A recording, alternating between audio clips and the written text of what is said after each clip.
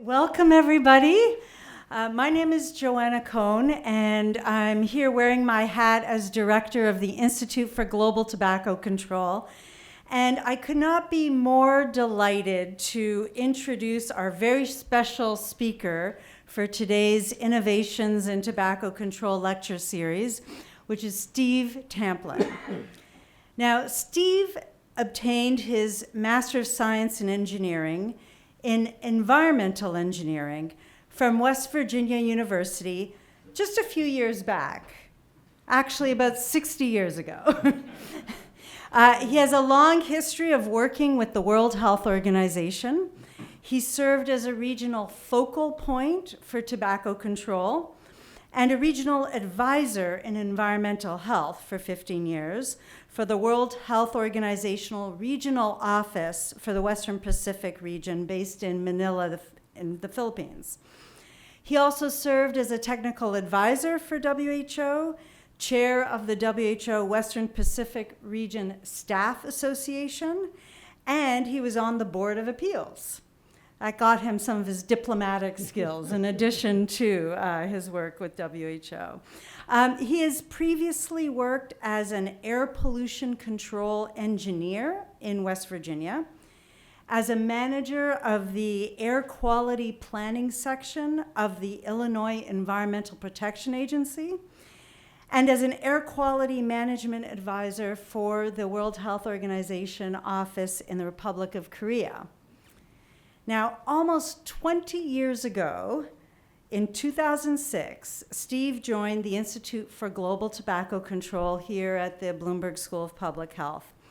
And he has been a principal player in the development and implementation of tobacco control initiatives with a particular focus on leadership development and research capacity building in low and middle income countries.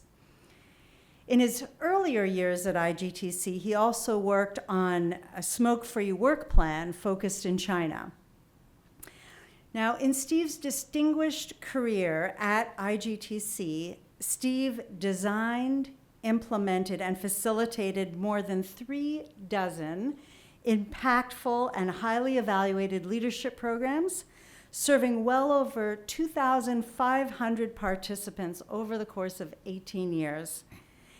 And today, Steve will share his insights and perspectives on his almost 4-decade career working in tobacco control and capacity building. So Steve, thank you for being here, and can't wait to hear from you.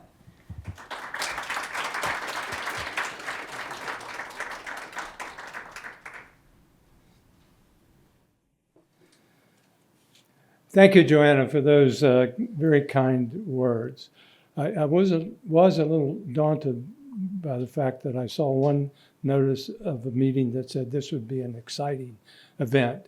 So I'll try to live up to expectations. But also thank you to my IGTC, my Bloomberg initiative, and country colleagues, present and past, who have been part of my incredible adventure in tobacco control capacity building over the last 20 years or so. I'm honored to have this opportunity to reflect on that journey and on some of what I've learned from all of you along the way. I'll start with a special shout out to my dear friends and colleague Ben Lazare and Annette David, who I've been privileged to partner with in most of my tobacco control ventures. Ben, who passed away in 2024, was a wise and insightful educator. He had a unique ability to motivate people to become leaders and to do the right thing. Annette's insight, enthusiasm, and boundless energy have always been and continue to be critical to the success of our joint ventures. So let me begin with a reflection on the title of this session.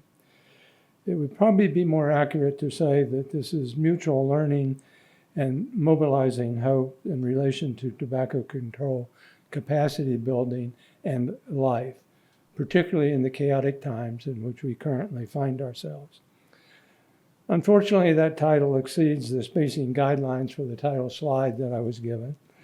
But in my experience, Mutual learning and mobilizing hope have proven to be the most important elements of capacity building. In my view, and this will be the last time I'll use the phrase, in my view, everything here is in my view, and it does not necessarily reflect the official opinion of Johns Hopkins University. So I don't want to hold them hostage for anything I say. In my view, sustainable capacity building is not a single event. It's a shared journey with multiple events and stops along the way. A journey where timing is often more important than time, and a journey that is modulated by the need to meet your audience where they are on their own journeys, mindful of the context in which they live and work. Some of the key considerations in capacity building that are critical to mutual learning include managing expectations, maintaining a strategic transformational leadership mindset in relation to event planning, execution, follow-up, and as well as the application of skills you pick up along the way. Managing audience composition and participation with regard to diversity, equity, and inclusion. Yes, I'm going to talk a bit about DEI. And finally, practicing systems thinking in relation to planning, execution, and follow-up. So let's begin with managing expectations. I've learned a lot at IGTC about the importance of having clear learning objectives, and that serve as reference point for assessing program impact on participants' professional and personal lives. Our expectations are tied up in these objectives. Over the years, IGTC's leadership program objectives have remained consistent, focusing on enhancing leadership, systems thinking, and communication skills, enabling participants to understand and apply effective leadership principles, and strengthening relationships among national and international colleagues. So skills, principles, and relationships are, for me, the bedrocks of successful capacity building. However, even with your best efforts, with our best efforts, we need to recognize that not everyone will get it in the moment of the event. My advice is focus on the ones who do, treasure your successes. Your event, whatever it may be, is only a capacity building drop in the bucket, drop in the water.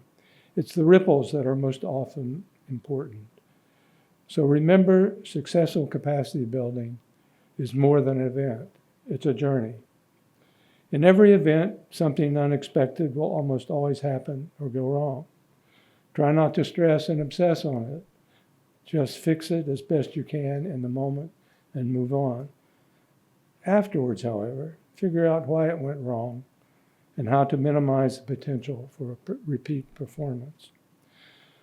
Relationship building is critical to success in the moment and moving forward in relation to capacity building. So maximize the opportunities to build interpersonal relationships. These relationships can expand the ripples of your event's drop in the water. Another important element of managing expectations is realizing you don't have to know everything. You have some specific skills and experiences to share, but don't fall into the hubris of thinking you know everything and can fix everything, particularly in cross-cultural settings. Be mindful that people generally know what their problems are, and quite often they know how to go about solving them. The relevant questions are, though, what are the barriers? What are the roadblocks that are standing in their way? And how might these barriers and roadblocks be overcome?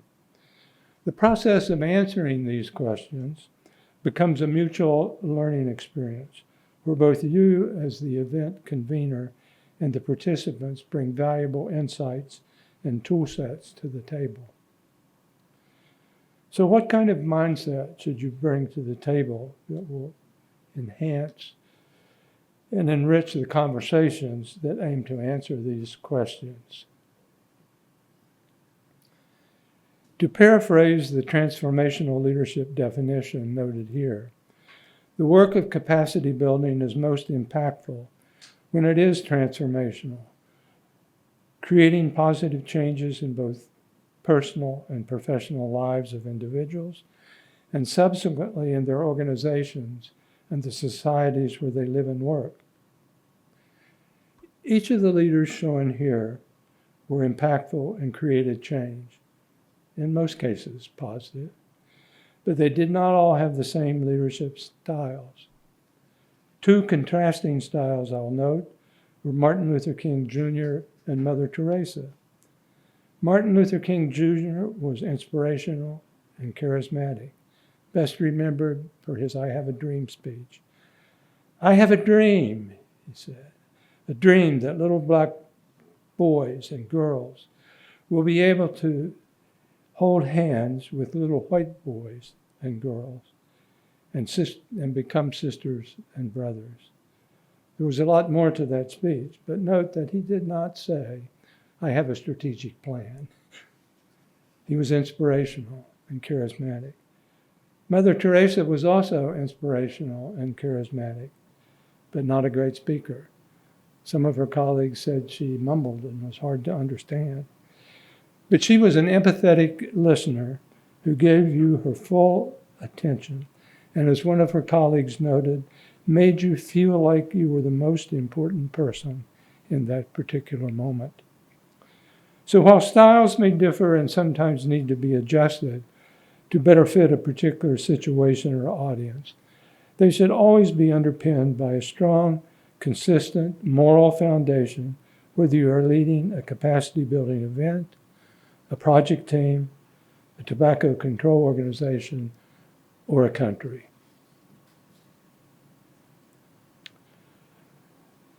Leadership is most often about change. We're trying to create something new as opposed to maintaining the status quo.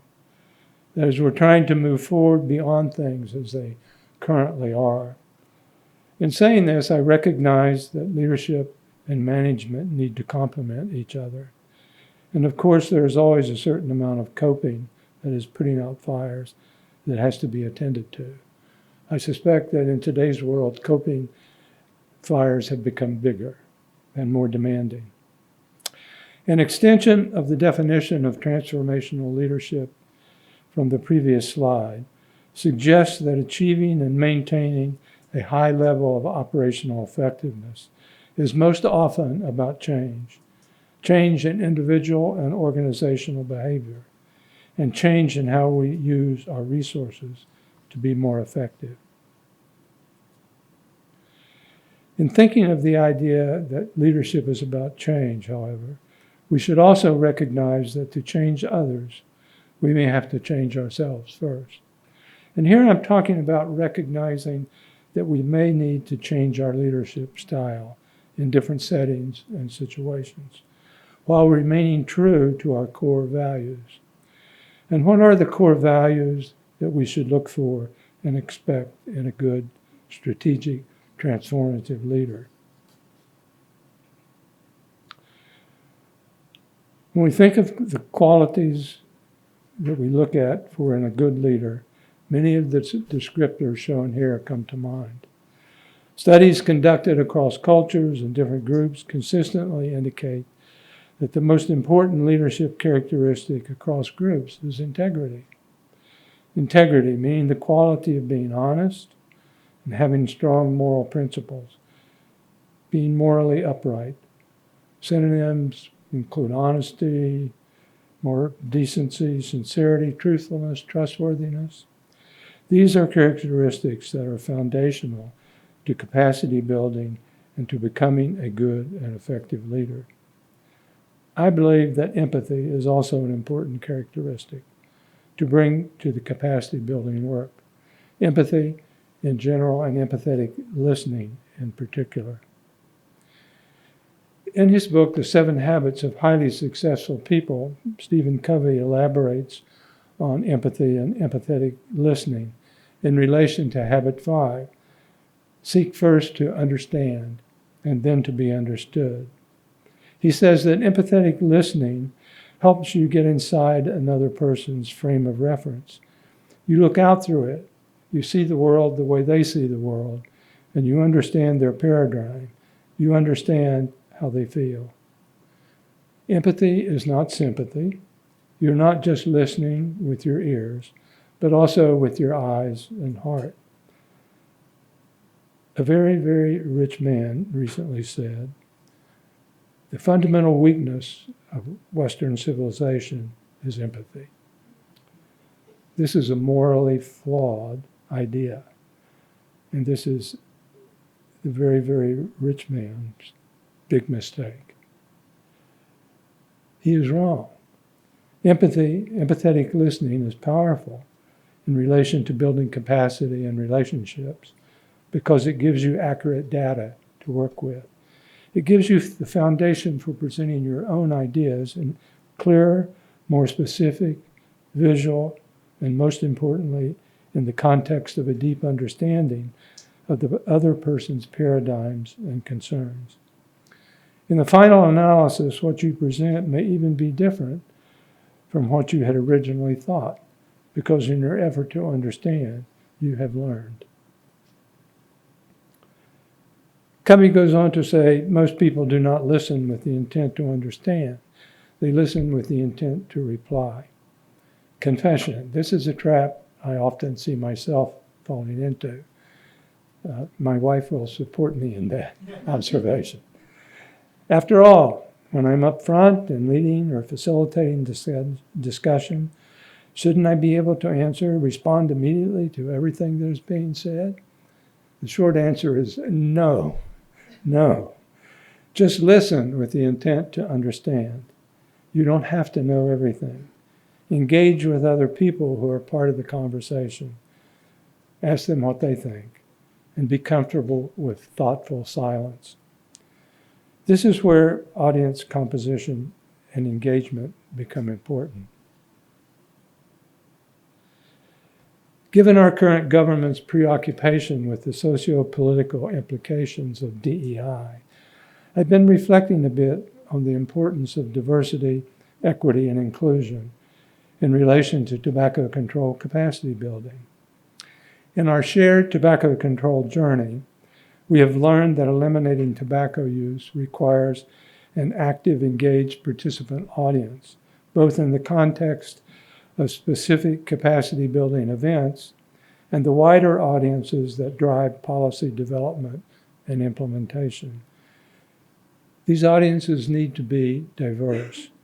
They need to be comprised of an assortment of individuals with a variety of public health-related interests, perspectives, and skills. This means involving decision makers, government officials, lawyers, researchers, academia, the media, and non-governmental organizations. The audiences need to reflect equity. Your program event needs to model fairness or justice in the way people are treated. In this context, overcoming cultural norms and traditions in relation to age, gender, and formal position becomes important to achieving program objectives. And finally, you must be inclusive. You must practice including and accommodating people who have historically been excluded. While inclusion and equity are closely related, inclusion has the added nuance of encouraging the involvement of people who do not necessarily see themselves as leaders or someone who has influence.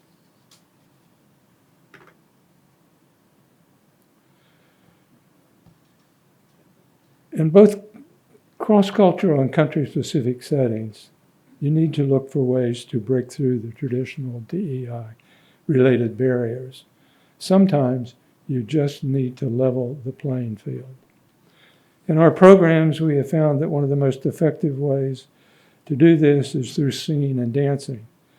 We ask participants and program faculty to present something that is representative of their culture, a song, a dance, a poem, a story.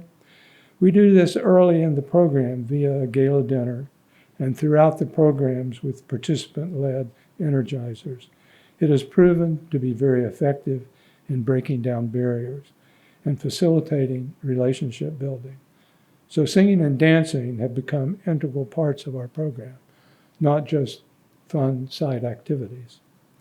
On the right in this slide is a group of 2024 Latin America program participants invite all of us to join in during the gala dinner. On the left, you see participants and program faculty, including Ben and Annette and Judith Mackay, one of the godmothers of tobacco control, engaged in a program energizer. Sometimes you just need to level the playing field. In some countries and organizations, there is a strong cultural-based hierarchy that hinders the ability of staff, particularly younger staff, to fully engage and contribute to decision-making discussions. In capacity building related activities, that is leadership programs, workshops, research projects, program planning meetings, it is important to recognize these equity barriers, to address them head on, and look for creative ways of overcoming them. In our Hopkins Leadership Program Ventures, one of the ways we try to achieve equity is to encourage all the participants, regardless of their rank, to consider themselves Hopkins graduate students throughout the week. I said encourage. Sometimes we have to insist and cajole. This creates an environment where everyone has a seat at the table. Having said that, I have been told from time to time that the insisting, and cajoling part is best done by someone with white hair. Ensuring equitable engagement among program participants, project team members, and within organizations requires careful attention, observation, throughout the events and over time. Who isn't participating? Who is reluctant to speak? And yes, who is talking too much?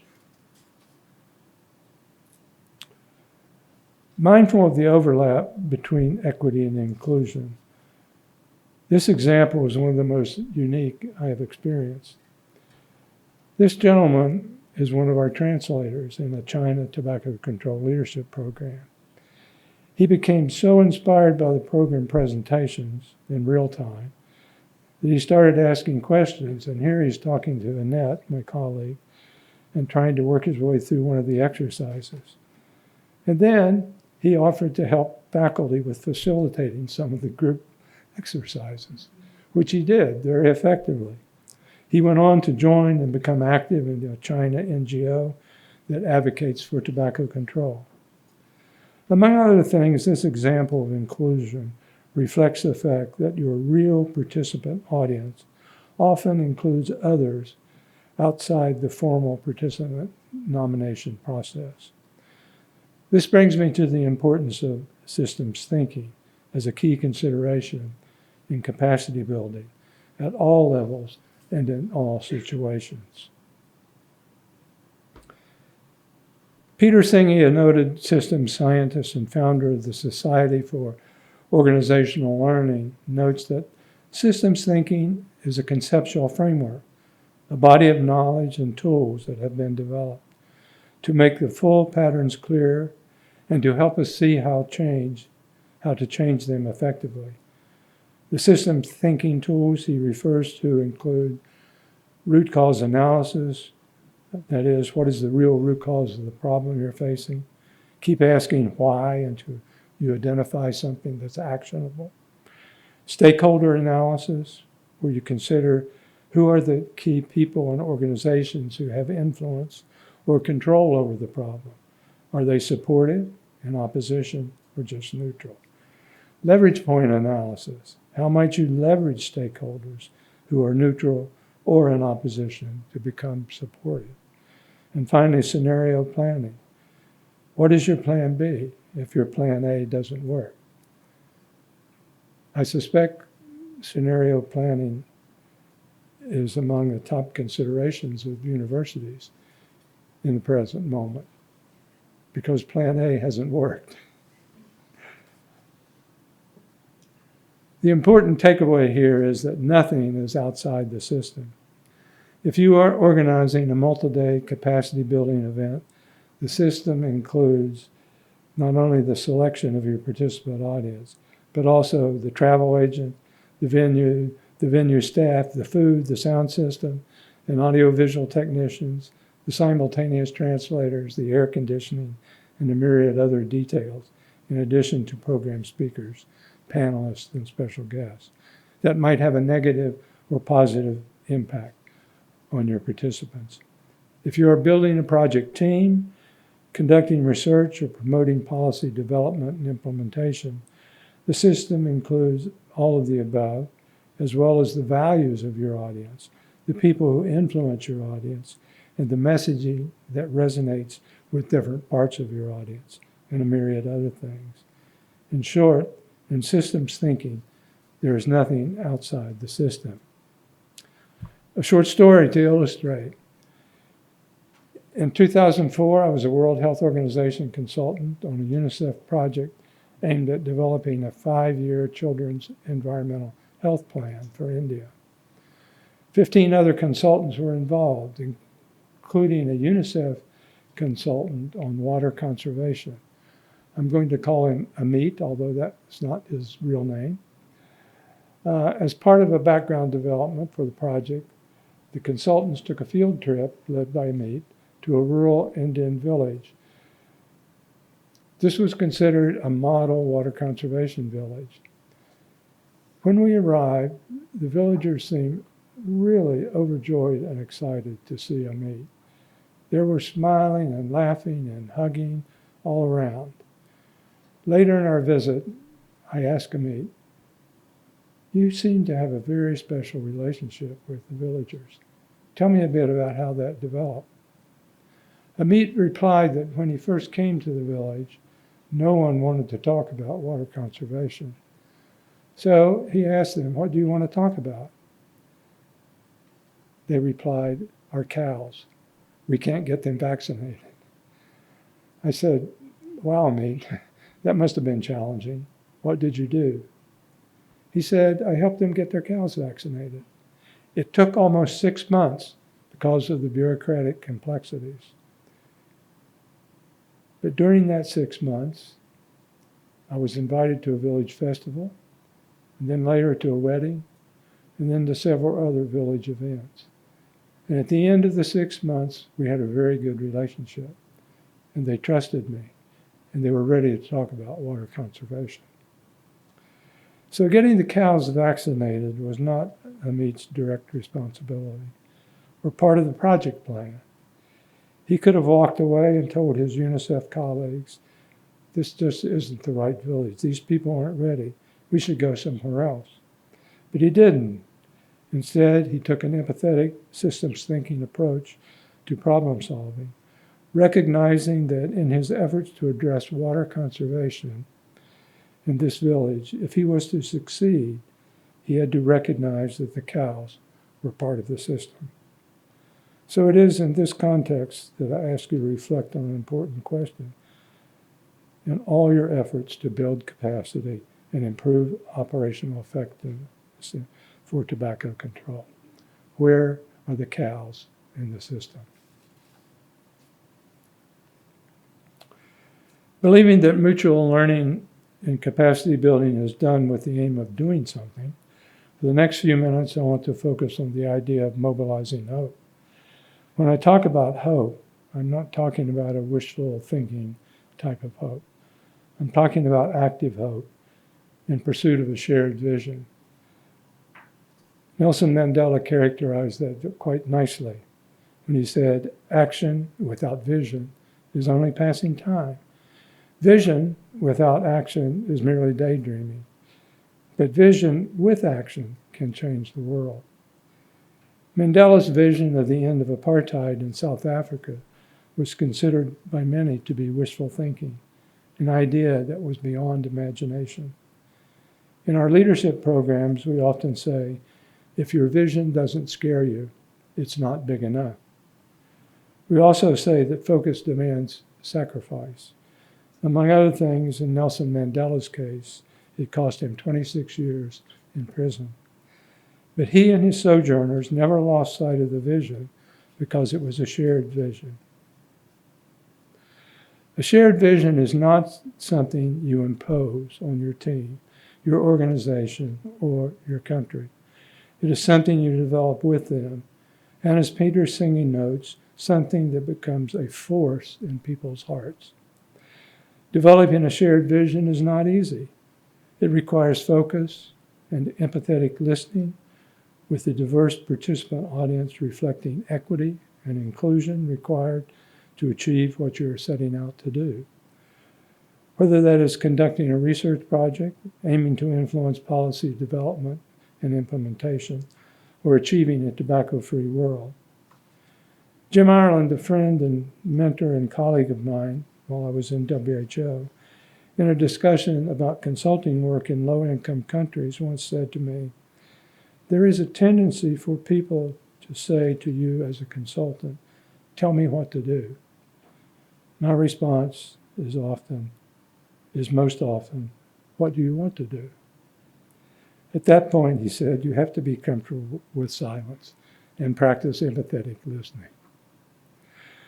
So what does a shared vision in the context of mobilizing hope look like in real time? The man with the arrow pointed at his head is Jose Enrique Joet Garcia III. Joet was a participant in our 2014 Global Tobacco Control Leadership Program and our 2017-2018 Scholars Program. From 2007 to 2016, he was the mayor of Balanga City in the Philippines. He was a two-term congressman in the Philippine legislature from 2016 to 2022, and he is currently the provincial governor of Bataan province. Balanga City in the province of Bataan is a progressive and popular destination in the Philippines. In 2007, Joet, as the city's newly elected mayor, began working to develop a shared vision of the city as the premier university town and technology hub in the country. To attain this vision, Joet and his leadership team focused on creating policies to ensure health and environmental sustainability. Early on, the prevalence of tobacco use, including e-cigarettes, was highlighted as a major threat to Balanga's healthy future. Tobacco control was incorporated in city planning for Balanga City and made an integral part of the city's smart university town vision, with a focus on education, technology, and public health. In mobilizing hope for public health and tobacco control, the city employed the relevant Empower strategies and notably in the process enlisted youth to commit to becoming a tobacco-free generation. Youth events included a launch rally featuring 4,000 youth, which some of our leadership program participants were, along with myself, were privileged to attend, featuring 4,000 youth, health sector officials, political supporters, and a shopping mall. Needless to say, there was lots of singing and dancing. An associated public health dance fitness event featuring 16,000 plus enthusiasts from throughout the province was recognized in 2026 by the Guinness World Records as the new record holder for the biggest dance fitness class in a single venue. Clearly, Joet, as a high-level leader, understood the importance of a shared vision in motivating his constituency. While Balanga City serves as a dramatic municipal example of mobilizing hope on a large scale, I've been mostly inspired by more personal examples.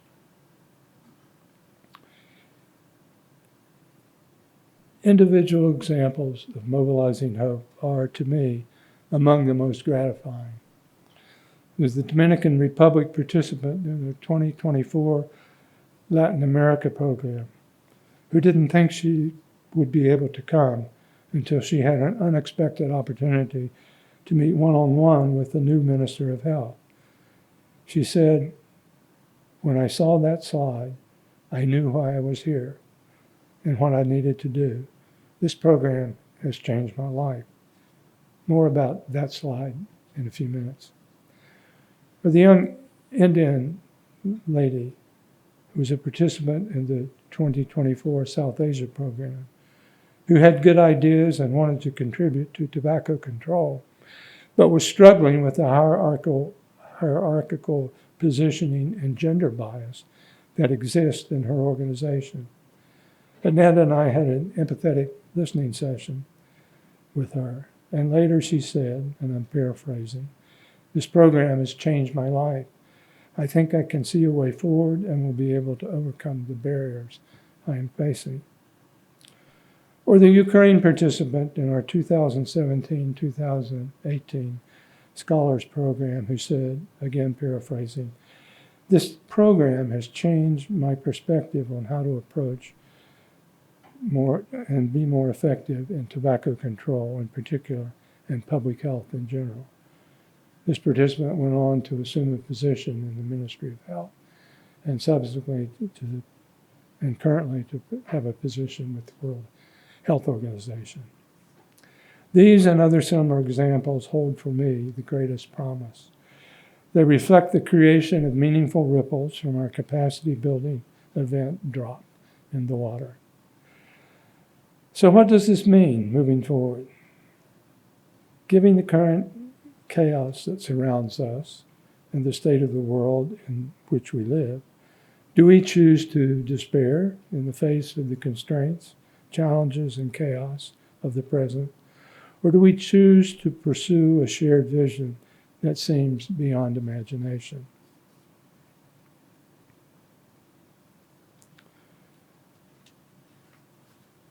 Martin Luther King, in a speech in 1967 to the American Psychological Association, said, "There are some things in our society, some things in our world to which we should never be adjusted." For me, this continues to be a timely national and cross-cultural imperative.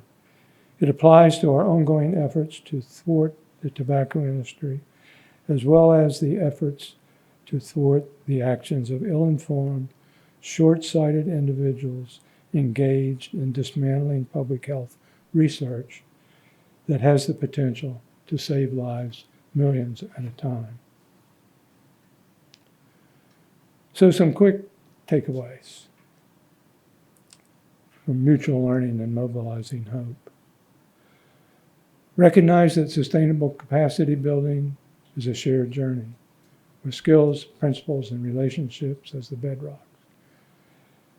Diversity, equity, and inclusion among affected stakeholders, those in your capacity building audience, your project team, your advocacy group, is critical to success in both large-scale and smaller-scale initiatives aimed at bringing about the positive social and individual behavior changes that benefit public health. Make your capacity building transformational, leading to positive change in individuals, organizations, and societies. Systems thinking and creating a shared vision that becomes a force in people's hearts are crucial components to successful capacity building. Don't forget to look for the cows in the system. Celebrate the ripples created by inspired participant team members and engaged stakeholders. And finally, I close with the slide that inspired our Latin America program participant from the Dominican Republic. This is the slide that inspired her to say, "When I saw that slide, I knew why I was here and what I needed to do." This is a quote by John Shar, an American political theorist. Future is not a result of a choice among alternative paths offered by the present, but a place that we create, first in the mind, next in will, then in action. The future is not some place where we are going, but a place we are creating. We do not discover the past, but we make them. And the action of making the future changes both the maker and the destination. So, I leave you with 2 wishes and a challenge. Travel well on your capacity building journeys. Stand up and fight for what's right. And may you be as fortunate as I have been in traveling with delightful and inspiring companions. Thank you.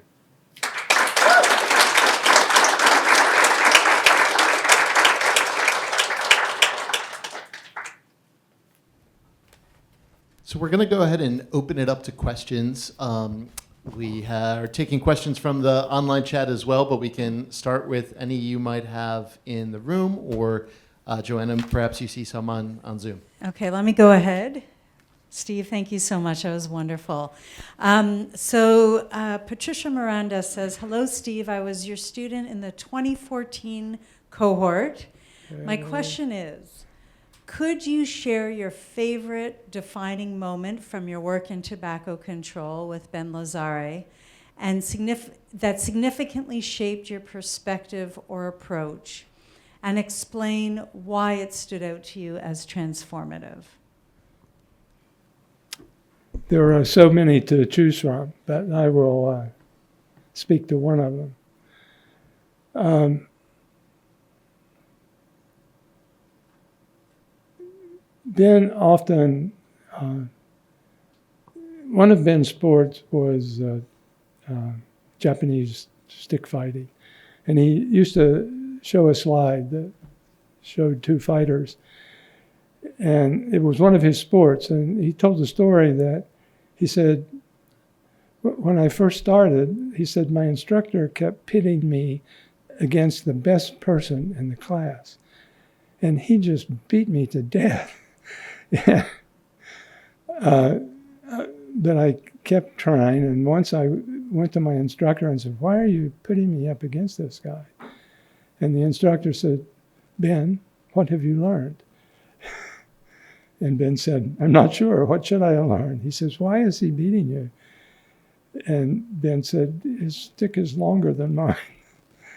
And the instructor asked him, oh, how do you overcome that, Ben?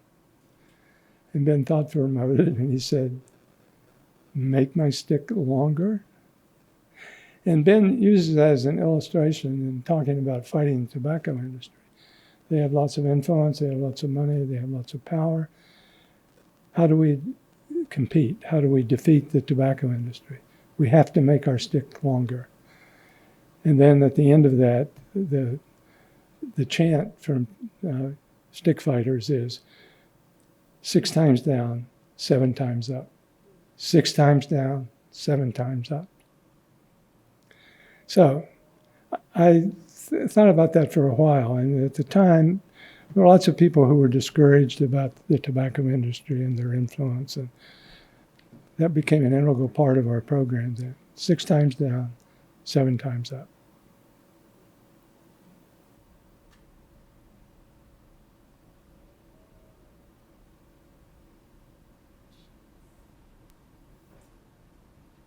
Steve, thank you for sharing these marvelous anecdotes with us. And I guess because knowing that there's some of us in this room involved with capacity building among the next generation of leaders, I'm curious, in your observations, have there been things that, takeaways that are limited to certain age groups, or do all of these teachings sort of transcend those boundaries?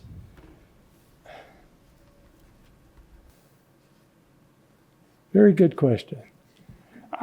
I like to think that what I presented today transcends those boundaries. I talked a lot about principles and values and that kind of thing.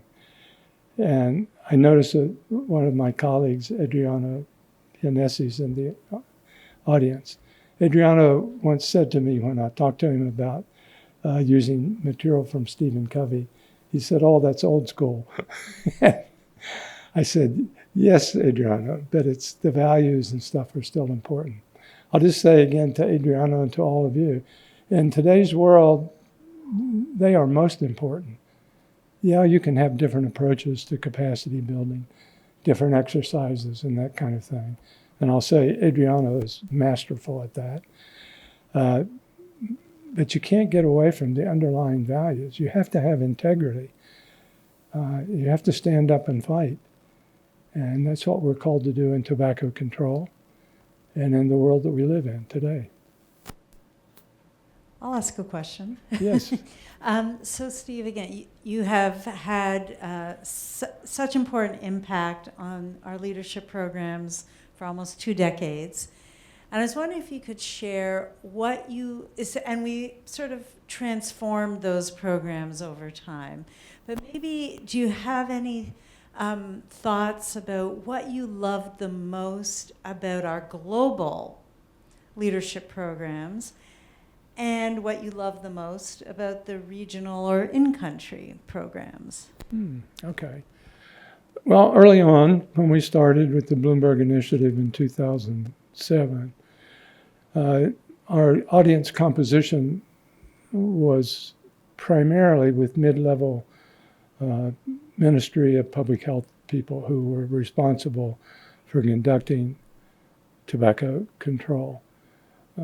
What we've learned over the early years was that if you're really going to affect policy development and implementation, you need to bring a lot of other players into the audience, which is why I mentioned decision makers, the media, legislators, if you can get them, and so forth. So I think the composition of the audience has changed quite a bit over the years. Needless to say, there's been a generational change in the composition of the audience. And I've been privileged to live through that. But one of the things that has always been my privilege and has contributed to my excitement about doing this work is the interaction with younger people and people who have different ideas and divergent thinkers. And trying to break out of those barriers, those cultural, socio-political barriers that prevent everybody from engaging in the conversation about how to defeat big tobacco. And in that context, I'm still encouraged. Our last few leadership programs I haven't seen any dampening of enthusiasm. Young people are still committed to basic values and principles and programs that significantly impact public health.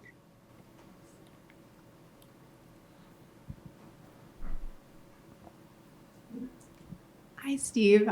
So first, thank you for all of your contributions to the field, and also for just being a good friend and colleague. I am curious, over the course of your career, has there been a particular tobacco control policy or advancement that you've been most excited about? And then as a second part, what would you like to see happen in the future? If you could pick like one thing that you think would really contribute most to tobacco control, what would it be? Oh dear. This relates a little bit to the question that Joanna asked. But in the initial launching of the Bloomberg Initiative, again, in my opinion, there was this view that if we could just get national governments to adopt the right policy, that everything would be fine. And part of our mutual learning in the early days was, well, that's necessary, but it's not sufficient. You always have the problem of implementation and compliance and so forth. And then against that, there were countries whose national governments had absolutely no interest in passing a progressive tobacco control law. So what are you going to do there? I think one of the things that we discovered, I'll say particularly in Indonesia and China in the early days, was that you can drive tobacco control from the bottom up. You can make progress in municipalities that are very hard to adopt and implement at the national level. I think that's one of the part of the conversations we had with Joette Garcia. He was the mayor. He could do anything he wanted. Michael Bloomberg also shared that perspective when he was mayor of New York. If I wanted to get it done, I can get it done. I don't have to rely on legislature or a complex governmental system. So I think the progress that's been made in Indonesia and in China at the municipal level, and in China, of course, it's big municipal level. It's Beijing and Shanghai and cities like that has been really, really good. Moving on into the future, it's obviously hard to say. I think we need to continue to involve and engage with the next generation of young people and put a focus on there rather than trying to spend what I would sometimes refer to as energy leaks, trying to convince old folks like me that they should change national policy. Because in most governments, and I'm hopeful in our government, that public demand will eventually be able to bring about the right change and convince leaders, whether they want to or not, that they have to do the right thing. That's all I can say publicly. Do we have time? We have time? Okay.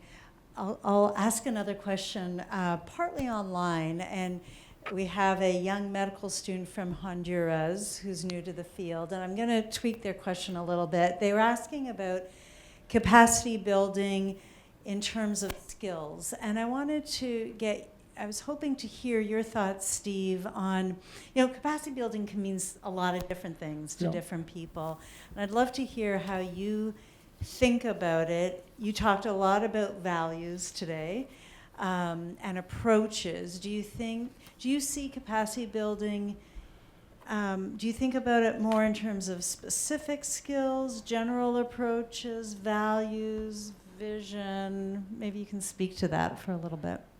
Okay, I'll speak, and then you can let Adriano have the microphone.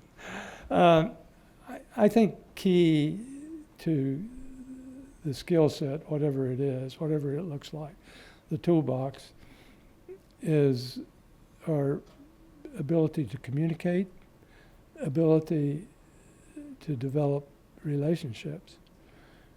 And to a certain extent, you have to start with yourself in that regard, which is one of the things that I appreciated about interacting with Adriana. You have to know yourself. Who are you? What are your values? And it's on that foundation that you can begin to relate to other people. So I would say communication skills, skills that impact your ability to develop close relationships, and the whole idea of being able to develop and promote a shared vision. What is it you want to do? One of the questions we ask our participants in one of the exercises that we do in our program is, what would it look like if you achieved your vision? Draw a picture, write a story. Show me something that conveys what you're thinking, that crystallizes in your mind what you're trying to achieve. It's very easy to write the words. As another colleague of mine once said, easy to say, hard to be. So visualization, I think, is important. There are some skills. We use stakeholder analysis skills that help you prioritize your problems, recognizing that you can't deal with everything at once. Which should you deal with first? Recognizing that eventually you have to deal with all of the problems, all of the issues. Ability to understand your stakeholders, the ones that are supportive, the ones who are against you. Try not to waste too much time on the ones who are against you. What you're looking for are the people who are, what I would say, are neutral. They're not sure whether they want to be supportive or whether it matters. That's the influential group. Your supporters you already have. Those who oppose you will be difficult to change their mind. But the neutral people are important to identify and try to move them in the right direction.